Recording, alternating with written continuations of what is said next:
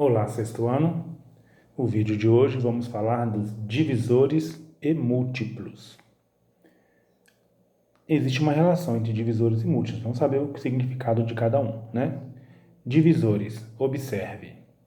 Vamos determinar todos os possíveis produtos de dois números naturais cujo resultado seja 30. O que significa o produto? Seria a multiplicação, né? O resultado de uma multiplicação. Então, ele que escreveu aqui todas as multiplicações possíveis de números naturais, que o resultado dá 30. Ó. 1 vezes 30 dá 30, 3 vezes 10 dá 30, 2 vezes 15 dá 30 e 5 vezes 6 dá 30. Escreveu todas as multiplicações possíveis. Nesse caso, dizemos que os números, vocês observem que os números que estão sendo multiplicados, o 1, o 2, o 3, o 5, o 6, o 10, o 15 e o 30. Se esses números que são multiplicados resultam em 30, então eles são fatores de 30. Podemos notar que 30 divide por 1, por 2, por 3, por 5, por 6, por 10 e por 15 e por 30. Esses mesmos fatores de 30 são chamados de divisores do 30, porque esses números também dividem o 30, porque se fizer 30 dividido por 1 dá 30, 30 dividido por 3 dá 10, 30 dividido por 10 dá 3, 30 dividido por 2 dá 15, 30 dividido por 15 dá 2, tá vendo? 30 dividido por 5 dá 6, 30 dividido por 6 dá 5, ou seja, todos esses números dividem em 30. Então, eles são os divisores do 30. Como todos os fatores de um número são também seus divisores, como nós vimos, os fatores também são os divisores, podemos determinar os divisores naturais de um número por meio de multiplicações. Então, o conjunto dos divisores de 30 é, olha só, existe uma forma de você escrever esses divisores de um modo ordenado, que seria dessa forma aqui, olha.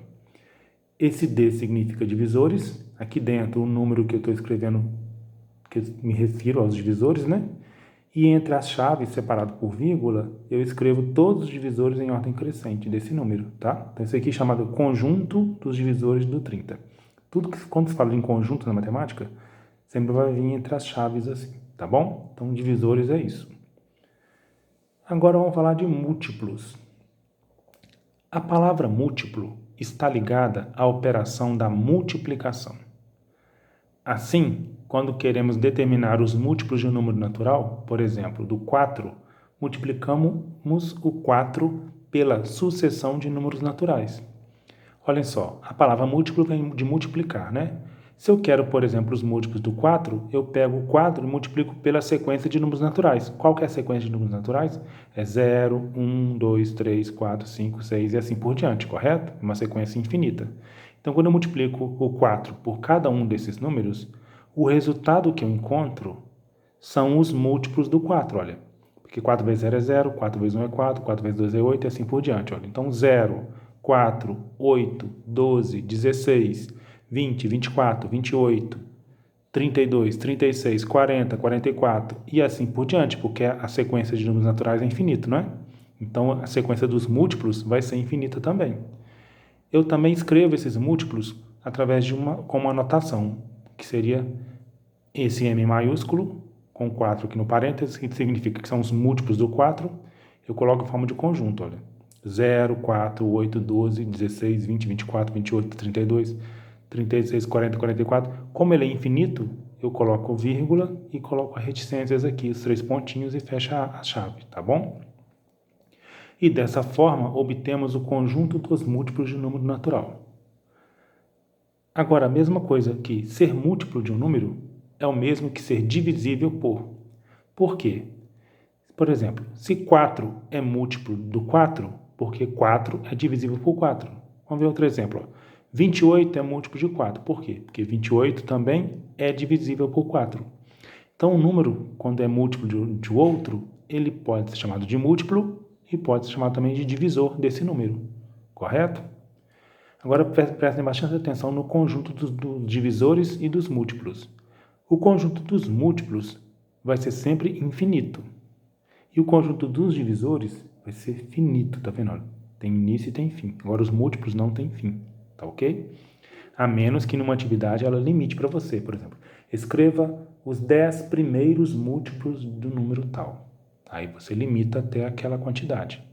como vamos ver nos exemplos a seguir, tá? Primeiro exemplo. Determine todos os divisores naturais de 48. Nós vimos que os divisores são os mesmos que fatores, não são? Então, se eu quero achar os divisores de 48, a forma mais prática seria você tentar escrever todas as multiplicações de números naturais que dá 48. Vamos escrever? A primeira delas é 1 vezes 48, porque 1 multiplica todos os números naturais, né?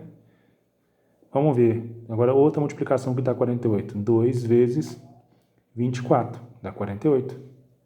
Agora, outra multiplicação dá 48. 3 vezes 16, dá 48. Outra multiplicação que dá 48. 6 vezes 8. Então, aqui eu escrevi as multiplicações que dão 48. Tem mais uma, que seria 4 vezes 12. Não pode esquecer, né? 4 vezes 12 dá 48 também, né? Então, eu escrevi aqui todas as multiplicações que dá 48. Mas e 24 vezes 2? Não tem, é a mesma coisa que 2 vezes 24. Então, não precisa escrever de novo 24 vezes 2. Não precisa escrever de novo 16 vezes 3.